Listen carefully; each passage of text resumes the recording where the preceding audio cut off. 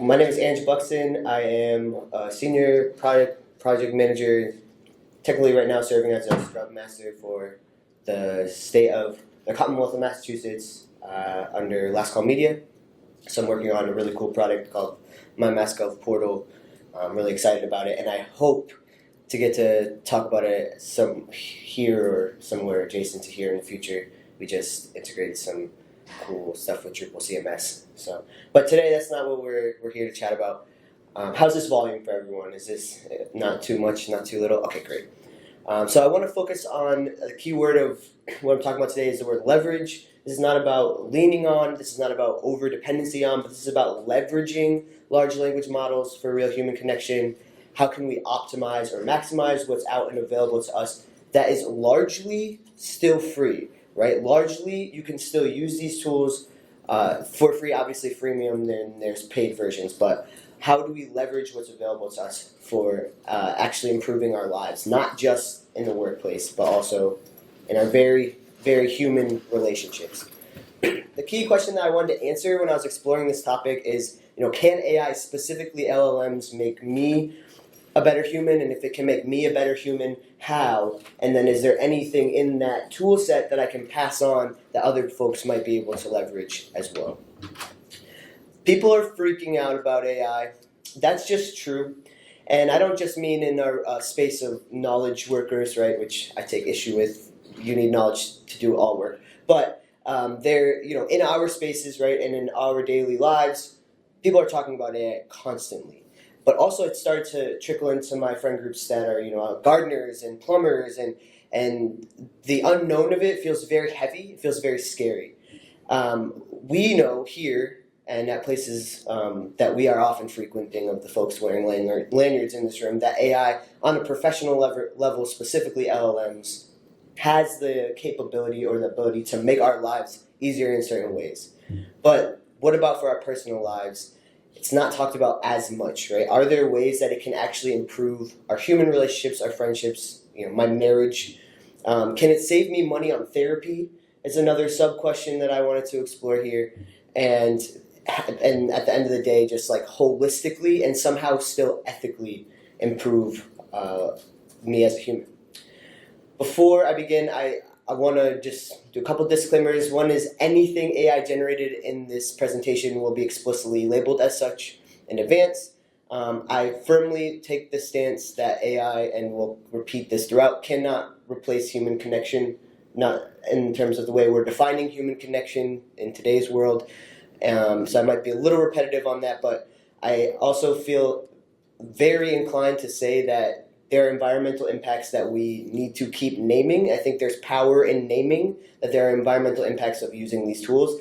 And if everyone who ever gave a talk about AI just took the time to name that, it could have a reverberating implication. So I'm going to model that and keep doing it when I talk about these things. It's something we have to think about.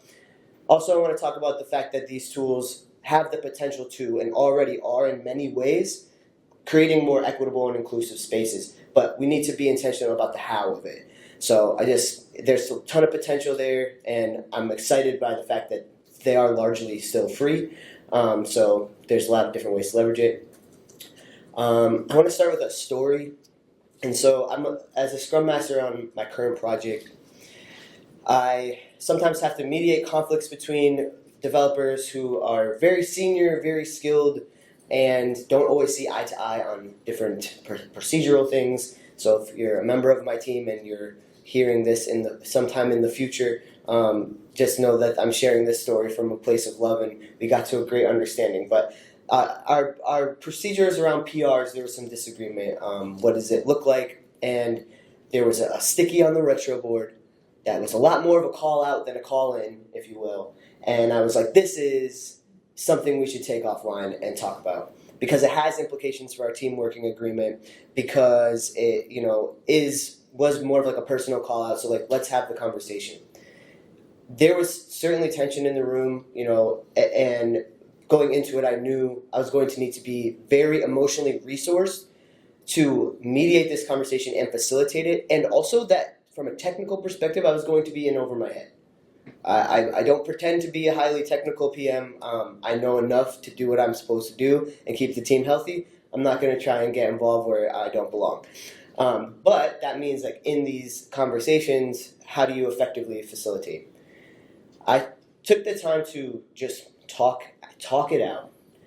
Great thing about an LLM is it's a neutral party. It's not gossip.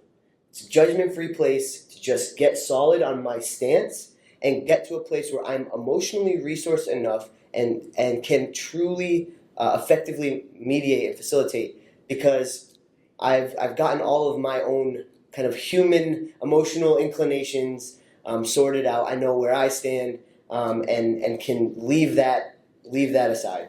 So it ended really well. Obviously, we made some edits to the team working agreement and are all on the same page. But in this instance, just this one very real human instance, right, on a very technical project, there were things that a large language model, I believe I was using GPT-4 at the time, really helped with. So recapping, just talking it out in a safe, judgment-free way, making sense of my own thoughts, improved my execution of the mediation, improved precision of the follow-up notes. I'm sure everyone in here has been just loving the integration with Zoom. I personally I think it's great. Obviously, it makes a lot of mistakes, but it's so nice to be present. I can be present, I can listen, because I'm not triple tasking. I'm not thinking, okay, did he feel heard, and did she, and did they, and I'm going, okay, I can just listen. I can do much more effective circling back, ensuring that there's understanding, and I have those notes as a fallback plan to kind of dot my I's and cross my T's around action steps. So it helped me to be present to listen. And I was thinking, like, the initial processing of this specific conversation would feel like gossip. And how can I, like, get it to a place where it's actually more just talking out, action stepping? And so I think it can help with that part. That said, I don't think that this is any process like this or any LM is meant to replace human connection. You can't take out the internal and external collaboration that has to happen with other human beings. It's just going to lead to us further being isolated and siloed. So it's one thing that I keep in my mind. Like, I can't only talk to LLMs, right? And I could see the world where that is the case. I think we have to be really, really mindful of that, and intentional about how we prevent that from happening. Okay. So I asked ChatGPT, because of course I did, what are some things that you feel that you're best at, which felt to me kind of reminiscent of, like, when you're doing some kind of a review and the person facilitating is like, well, why don't you tell us what you think is going well? And that's how you know you're in trouble. But GPT told me these things, and I do agree. Just to run them down, knowledge, I love the random capitalization that it does. Oh, so good at random headings. It's always a giveaway. Knowledge retrieval and summarization, writing, communication support, brainstorming and idea generation, process automation and efficiency, decision support, learning and professional development. Now, okay, I actually looked at this list and I was like, I agree. Obviously, there are always issues within each of these things when you try to do them, because you're not perfect, but neither are we.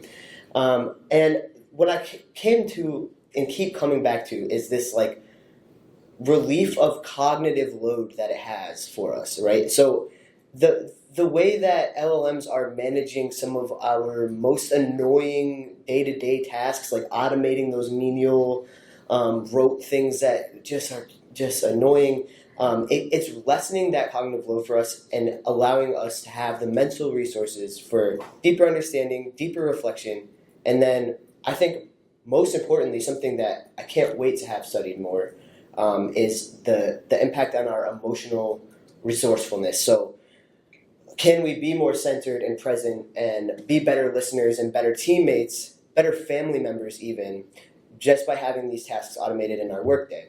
Does the implication extend outside of our 9 to 5 and into, like, well, I actually have a lot more emotional resource to deal with this tricky family situation, because I've saved myself this time and energy. the chunking of information has been really helpful for me. One thing I wanted to point out is the study mode in GPT. It's awesome if you haven't tried it. I was a middle school teacher for like 7 years, and the way that it's trained to specifically be Socratic, and I think there's implications for like kind of I was going to say shortening, but yeah, like shrinking opportunity gaps among students with different like opportunities and from different class levels. Like you can just turn on this study mode and learn Socratically. I think that's going to be really cool. And having something where I can kind of talk out my ideas in a low stakes way has certainly lessened the load on my extremely technical dev leads who don't have to answer every single one of my questions. That obviously I can Google. I could have Googled it before, but this kind of way of getting this real-time, interactive and personalized back and forth, it's truly helping me to go like, okay, what don't I understand? And a key thing I'm noticing, and I think we all are noticing, is that you have to have a base level understanding of the subject. You don't have to be a subject matter expert, but you need to have enough of an understanding of the subject to know when you are pasting straight up AI garbledygook. You have to kind of have enough knowledge to know like this is repetitive, this doesn't make sense. And so for me, getting to that place where I'm like, oh, I'm becoming a subject matter expert because I'm having these like LLM conversations that then I can take and validate with real life humans, right? Never just relying on the LLM, but taking that next step and having an actual conversation. And I've noticed so far, and I do hope if anyone knows any data scientists or people who can start to try to measure this, like I've already noticed that it's helped me to have more time, be a better listener, a better friend, a better community member, and just be more emotionally resourced. So I hope that we can keep studying and extrapolating this and be intentional about relieving the isolation and silos that might happen as a result of only talking to an LLM. So if I'm saving approximately 15 to 60 minutes a day on populating spreadsheets or organizing data, what are the upside implications? And one thing so far, as well as the others, is like I can have better and more exciting time to like actually problem solve and like think about the engaging parts of my job, the difficult parts. Some of this I've already talked about, but more meaningful heads down time. I'm not just like parsing through data, I'm like thinking deeper. The flip side is we know that if you're saving 15 to 60 minutes daily-ish, some jobs become obsolete. I was talking with some friends earlier where they were like, it actually kind of, for me and my role, just makes, they were like, my to-do list is like gas, it just expands to fill the time. And I do think that we see that happening, right? It's like, okay, so you've automated these, but now your things that you have to do just grow and grow. The job force reduction piece I think is true right now in a way where we've always seen the industry will correct itself, so suddenly AI can apply to a bajillion jobs, and recruiting used to just be something that was tacked onto your PM plate or whatever, like you get pulled into these recruiting efforts, and now you kind of can't do that because of the sheer volume of applicants we have at all times because of AI, which to me tells me there will be a response like we need to hire humans to combat the AI who are applying to these jobs. So there will be some call and response that happens there to respond to AI, and then this I don't think we have dealt with enough yet, and I can't wait to see where we go and give a talk on it in a year. But the prompt, generate, paste, and walk away. We all have people in our Slack that's like, man, I really wish you'd stop doing that. Like not taking the time to like read, synthesize, put things into our own words, and like be ready to have a conversation. I'm just seeing already a lot of folks not thinking critically about the big picture, and then like not acquiring lasting knowledge. And I think that is like that trend will continue to just grow and grow and grow until we overcorrect. But yeah, it's got to, at some point we're going to be like, it's not acceptable to just paste this AI stuff, and it will be a weird line in the sand that we'll have to think about the cultural implications at each respective company. Yeah, and then I already spoke to it, I'll just keep saying it. This could just be another way that we further isolate and silo, and the environmental implications, which are very important. So outside of the cognitive load theory stuff and some of the ways that we're automating are the most annoying aspects of our job, the act of generating a prompt is really just best practice for speaking to other humans. And so there's something to be said about the time that we are all taking throughout the day. If I don't know how often, how many folks are using LLMs at least 5 times a week? Okay, cool. Anyone not ever using it ever and you're here because you just want to be mad? Okay, cool. No, I'm just kidding. But yeah, I think we're all pretty much getting into the habit of like generating prompts and having to do that practice. The way to use these is to get good at asking for what you need. And I'm like, every time I read one of these guides about best practices for writing prompts, I'm like, this is just best practices for being a human and speaking to other humans on your team. And so, is there a world where this kind of trickles in and continues to create more equitable and inclusive environment? And here's what I mean. So even just pulling from my experience as a classroom teacher, if I want to set all of my students up for success, regardless of the home they're coming from or what they know, I do these things.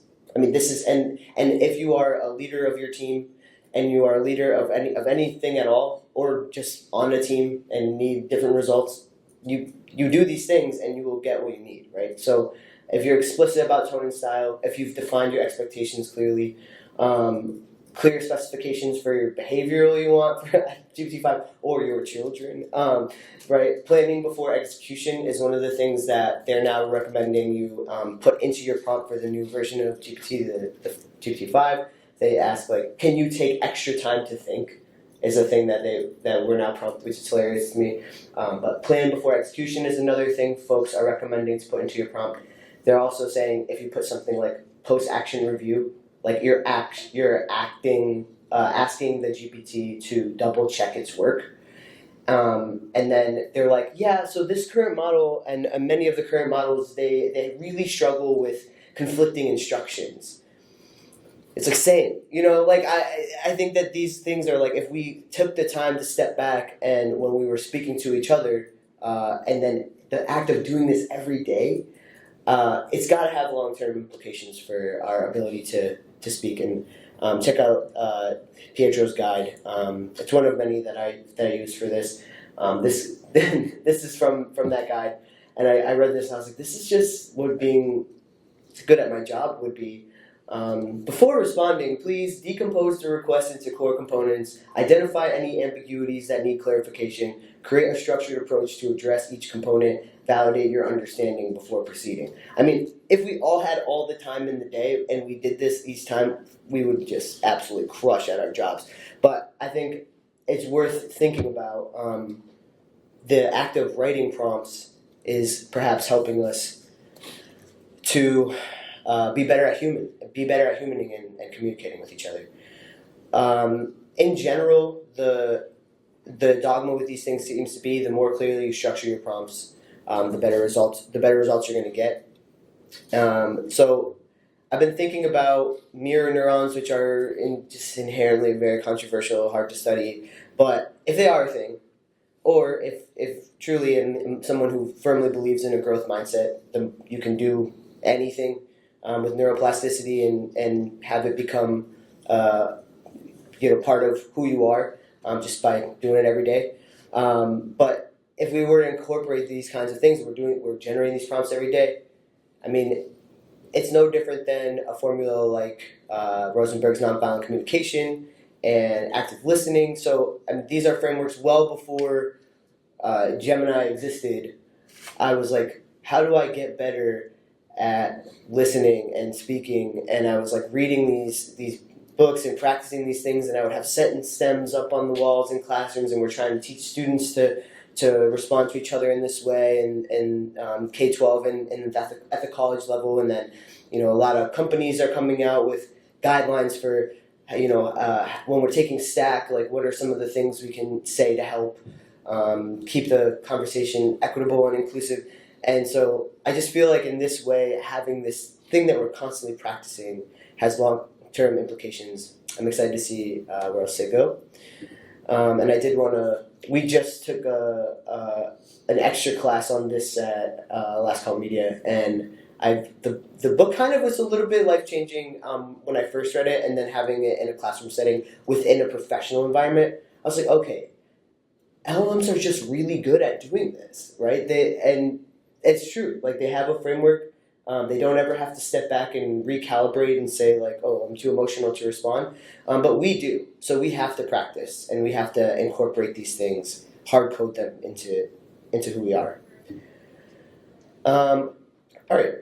And this is the last kind of section of what I want to talk about, and then we can just open it up and share ideas with each other.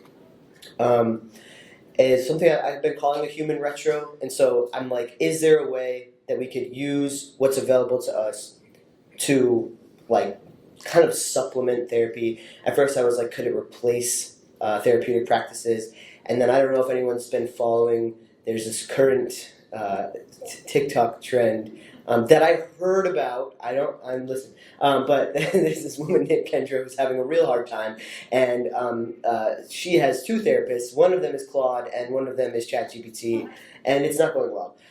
So I think that kind of speaks for itself. But conclusively, spoiler alert, can't replace therapy. But there are some very practical and actionable things we can all take away from this that I'll share.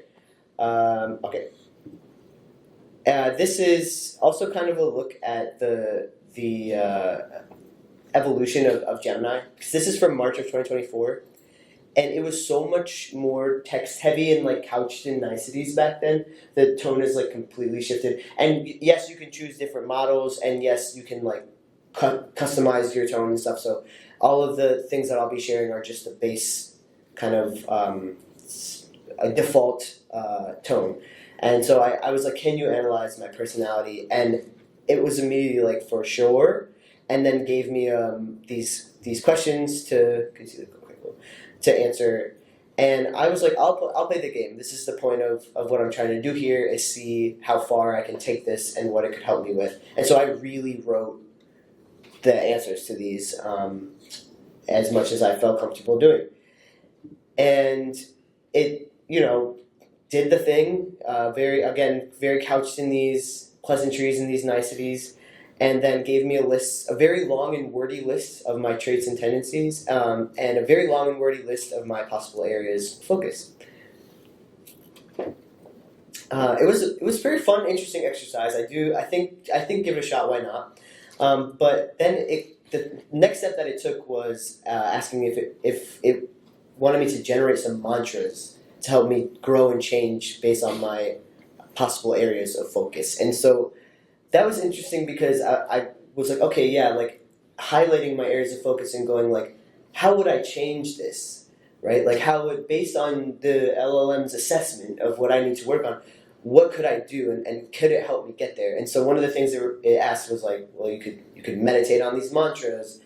Some of the other recommendations, which I didn't put any specifics in here, but were just kind of silly, but silly in a way where someone tells you, take a deep breath, and you're like, okay, don't tell me what to do. But you know that, like, if you were to do that, it actually probably would have the impact that you're hoping for it to have.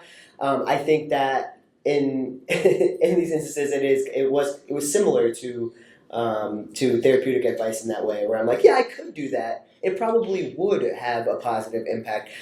I probably won't do that, though. But I thought the mantra, offering to generate these mantras for meditation, was very interesting. And then I tried this again in this month. Can you analyze my personality? I just wanted to highlight this kind of shift in tone that we should keep monitoring.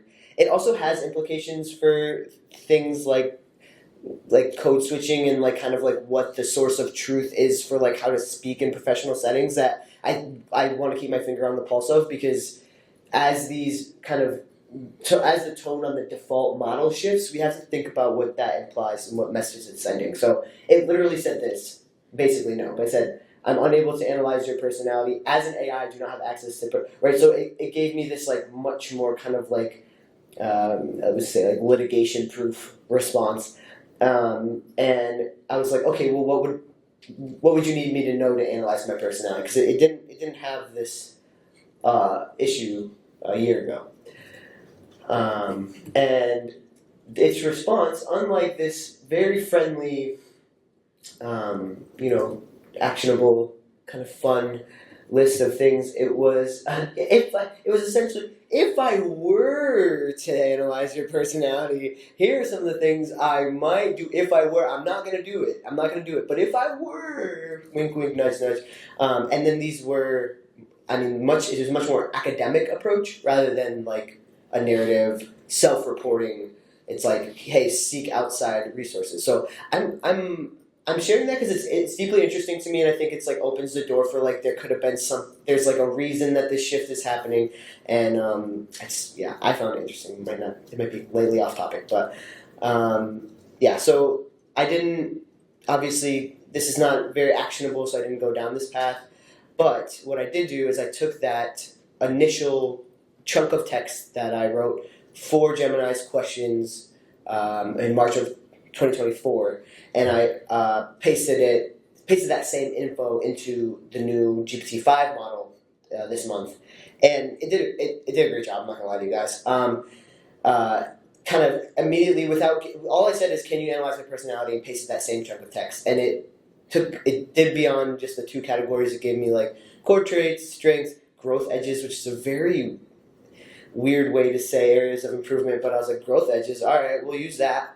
Values and motivations, social and communication style, underlying drives and fears, and then an overall personality snapshot. So it was able to get pretty, granted, my issue with these things always is that they're kind of repetitive in a way that I don't think it's figured out how to break out of the habit of, because it's using, predictive algorithms to be like, well, this word relates to this word, and every time I've seen it. So, you do still have to sort through the gobbledygook of it all, which is just the word I've defaulted to using this morning for some reason.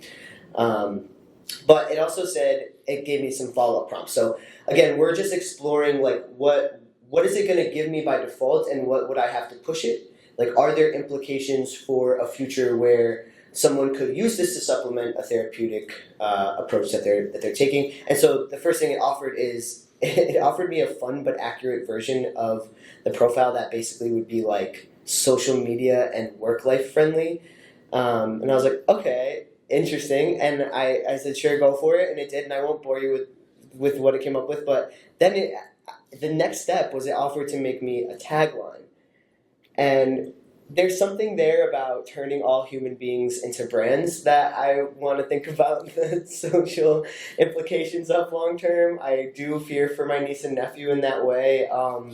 It's just, we're humans, not commodities, but it's so interesting that without any further prompting, literally just, can you do this?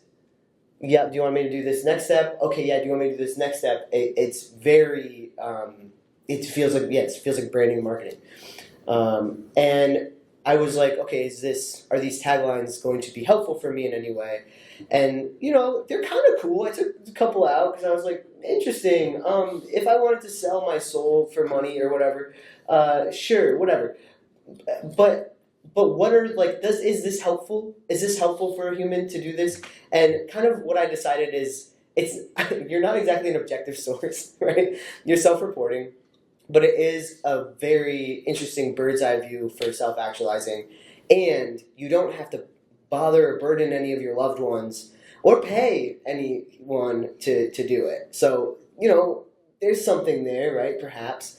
And then I thought it was the areas of growth were specifically I have recommended it to people who feel like they're kind of stuck in life and don't know what next career step to take, or I'm like, I'm like, just do this like weird thing, have this LLM analyze your personality and then ask it what you should do. Because it's just like gets the juices flowing, right? Sometimes it has very bad ideas, but sometimes the ideas are so bad that hey, it might just work.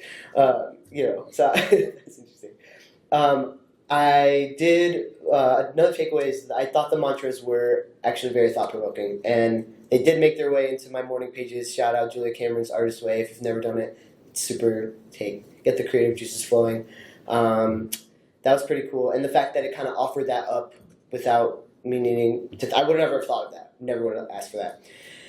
And then I think that there's a future iteration of this information where I'm like, this is opening up a world for self-reporting metrics and data tracking for goal setting, which is a sentence that has a lot of hyphens in it.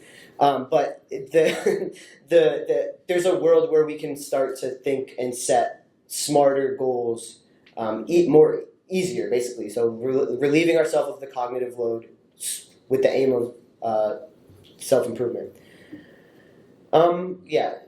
I did talk about Kendra already, but I wanted to just reiterate that AI cannot replace human therapists conclusively for so many reasons, but it could potentially replace a personality test. Right? We could save the money that we used to shell out for StrengthsFinder. Sorry if anyone from there is in the room. We can save the money we used to spend on all the color tests and all that, because you could potentially design yourself an LLM for your company. So I'll walk through, and it could be a self-directed process, and you self-report and share what information you feel comfortable sharing, and everyone brings back their tagline that it made you. Right? I think that those are real things that we could do today or tomorrow at a company day, and kind of have a little fun with it. But it's really important for me to like keep pulling back and go, right, but you have to talk this stuff out to a human, because AI is not going to argue with you as much as you need it to, and we do need to be challenged. I think there's like I'd put echo chamber-esque situation that happens with if you're just your AI, specifically LLM, is not going to be like, you sound nuts, but your friend might. So I think that's really important. Let me look at time. Cool. All right, and then a couple other cool supplementing therapeutic approaches, things that folks could try. I was basically like, I don't know what to talk to my therapist about. I don't know what, and I asked. This was March 2024. I was like, can you list stressful things? And then it really did. These are very stressful things. But from each thing, I mean, could you then go in and proactively think about, if I was 22 years old, again, and God forbid, wouldn't want to do it, but if I was, and I could leverage an LLM to be like, okay, what are some things I might want to proactively plan for to set myself up for success, right? I'm somebody that I don't have parents really, so I have to like forge my own path. And if I were to be able to run something like this through and then think, okay, like what are like finances? Actually, GPT-5, they announced that health was one of the number one things that they focused the new model on. And that's because at the end of the day, yes, we're using these to populate a spreadsheet, but we still have to have bodies. So we're going to start to see, like, of course they're getting geared toward things like health and the human body, because what are we using it for? They said that was one of the number one things these things were used for, was like health-related questions. So they're really tweaking that. And also, obviously, there's a ton of legal implications. Everyone knows about the AI-generated example where they said you make pizza by putting glue in it. Maybe you don't. It's really interesting. But yeah, so I thought this was had interesting implications, like for someone looking for guidance. What are some ways I can grow and change? So these are actual things I've asked. Very fun thought experiment. If you want to try it out, I often ask this question: how do I tell this developer I have no idea what they're talking about without sounding stupid? That is, the second part there is really important. Don't forget to add that on. And then, basically, how do I keep setting healthy work-life balance, boundaries, the very practical questions like that. It does a good enough job to get the juices flowing.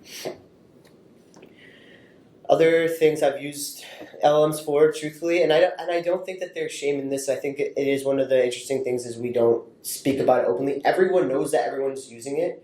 It's really annoying when it's super obvious that it's been used, and because it's like reread and rewrite, please. But I don't think that there's shame in talking about how it could supplement our human relationships. So I've asked it to, help me debrief with an argument with friend about issue. I've asked it, how do I approach a specific topic for, my sister, and then you add can add as many caveats as you need to. Reddit has a nice page if you know about it. Am I the asshole? You can also ask ChatGPT, does this make me sound like a jerk? And then putting in messages and asking to respond in a specific way. And I use this warmly in a way that communicates care. So how do I respond to this message warmly in a way that communicates care? Because it's so helpful when you're annoyed to just know that you can do that. And sometimes it overcorrects and you're like, yeah, I don't want to be that nice about it. But it gives you a really good starting place to pull back and be like, okay, it's just words. This is just one small thing that's happening on my Monday. So I definitely, it's helped me in those ways as well. All right, and then the big picture, the big ticket question, the reason you all are here. Can we eradicate our need for couples therapy? I know that's why you all joined this morning. So we'll finally get, thanks for hanging on. I know I buried it so that you wouldn't leave. I really stopped paying for couples therapy because I did this. I was so sick of just going and rehashing things that already happened. And I'm like, I want a more proactive way. I think there's a ton of value there. And again, I don't think AI can replace therapists.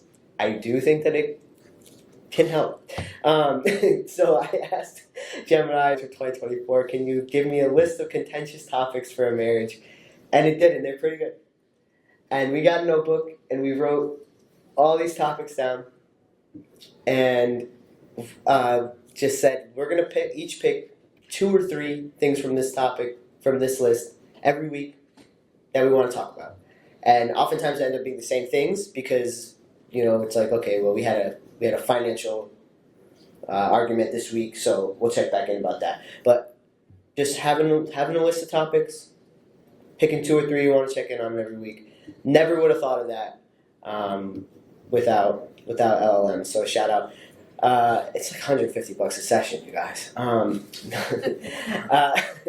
Another thing I asked was for a list of date ideas, and these were like, okay, that's cool and all, but it's all about the prompt. So really getting a lot more specific. I'm into because we're extrovert introvert big time. So I'm like, okay, what if I do a lot of things and my typo. I love that you can just do typos and it doesn't care. And she's very introverted, so it was really a lot more helpful, more specific you get. All right, my last point, just we need each other. There's no replacing human connection. Even after doing this presentation, by myself in my basement, I was like, probably the thing I need to do is run this by another human and see if there's implications of things I'm not thinking about or big picture areas I'm missing. And just the practice of doing that, I think, is really helpful. But I think hopefully you learned some very practical ways that we can leverage LLMs as a tool. That's that. Questions, thoughts, comments? Other ways you've been using this? Yeah, really interesting discussion. And I think one of the things I'm thinking about right now, like human relationships have been, and connections, right? That's been something that would be considered deteriorating, right? With the social media, with people always being on the phone. Yeah. And then, now that AI is up and people are using it, then now it becomes a concern, right? And then the big question is it going to replace, is it going to take away my job, right? Anybody's job. So I think that part is interesting. And the other thing that I was going to mention is all the different benchmarks that LLMs are using, right? Like the one of them that's pretty well known is the last humanity exam or something like that, right? Where like a portion of it is actually having to do with humanity, like psychology questions, and a big chunk of it's mathematics. And there are other benchmarks that are out there that LLMs are continuing to work against to get better at. So I think that big questions that are, looming over all of us about if this is going to take away our job, especially on the type of work that require human connections. I think that needs to be. We need to pinpoint what is that human connection, right? Is it having somebody else that keep you accountable while you're doing that, or is it just somebody facilitating the whole thing? Because it looks like LLM doing, fantastic job getting those questions asked, right, and following up on. The other thing is, I'm sure there's a question in all of this, but with most of us that are developers, I think that's a little bit of that question is very overwhelming and could be intimidating. That the whole thing with the copy paste, that's going to get better soon, right? Like that's something that probably the focus of a lot of this improvement. So, with your experience as a teacher, is there anything that we could hold on to that would not exactly ensuring us that the jobs are going to go away, right? I think the demand is going to be less and less, right? But is there something we can hold on to, I guess, to feel safe about in that sense?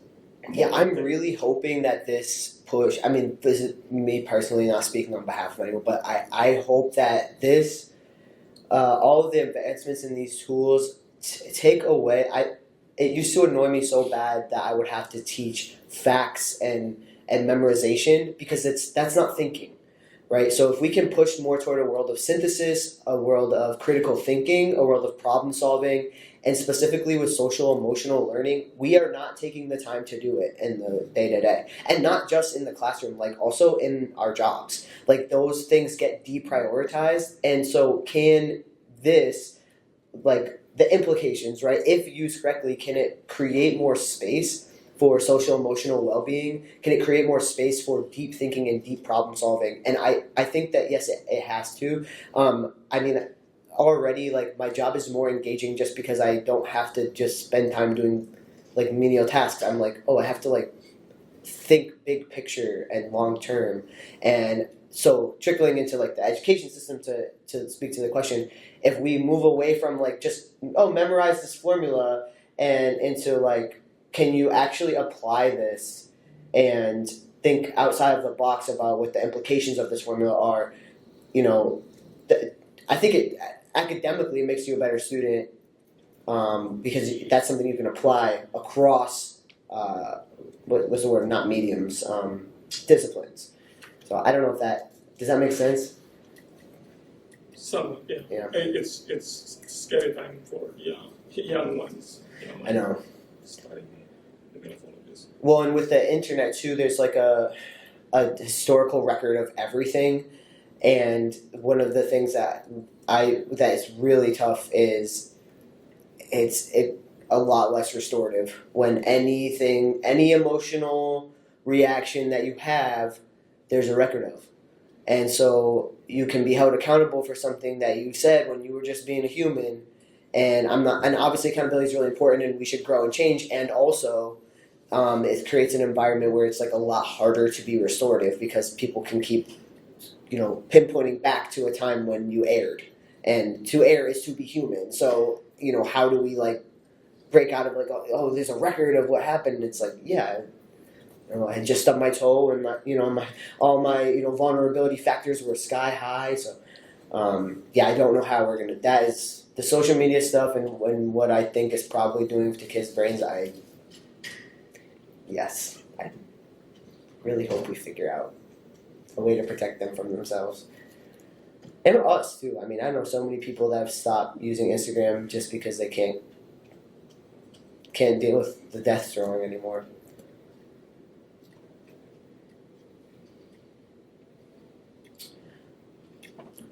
Yeah. What's up? Yeah. So when I was listening, I think a lot about my career and the mentors that I've developed, and I'm curious when listening to. I was wondering if you see people less and less developing mentor relationships and leaning more on like these types of AI conversations relative to,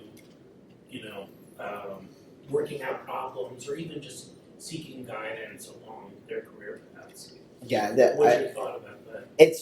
I think that it's an actionable thing that if you're here, we should try to solve for in the spaces that we are in. I was talking to my friend who hates AI, just absolutely hates AI, and it's like, it's the end of us all. But like, their point was that folk process and oral history and oral tradition are just basically getting washed in these historical records that we now have so much access to, and the fact that, like, it's a lot less likely that you're sitting at your kitchen table swapping stories than it is you're sitting at your table scrolling together and showing memes. So like, just to say like oral history, oral tradition, and like what it is to like form lasting connections with a mentor rather than like having that safe space to like be wrong. But I don't know, mentorship, coaching initiatives, like, we got to get those back.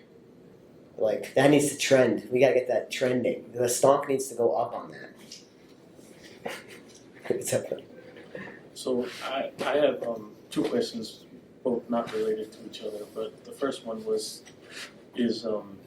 in your role as like project manager, do you feel AI could help you if you're working around a team that is more technical than you? Could it help you like overcome things like imposter syndrome, where you feel like you don't belong and you're in over your head, or those kind of things? 100%. I think it's been crucial in overcoming my imposter syndrome. Right, like I didn't work in this industry for my 20s, and then now I do, and I'm like, I don't know what an API is. I do now. Don't worry. But there was a lot of that happening. Yeah.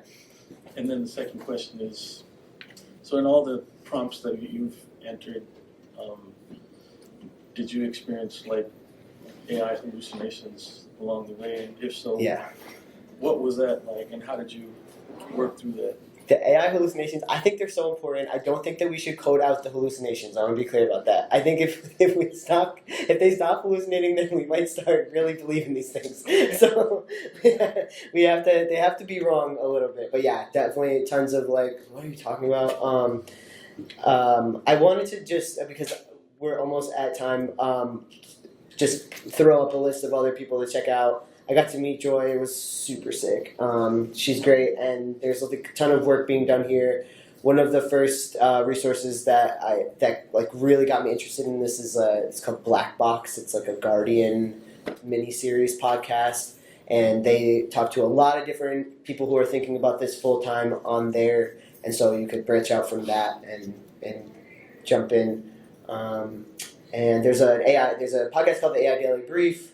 It honestly sounds AI generated, but it has a lot of really good content. You can just throw it in and get the curated headlines. I think technically we have to be done, but I don't want to stop talking. So let's just keep talking to each other, because otherwise I have to talk to my therapist, Claude. Thanks, everybody.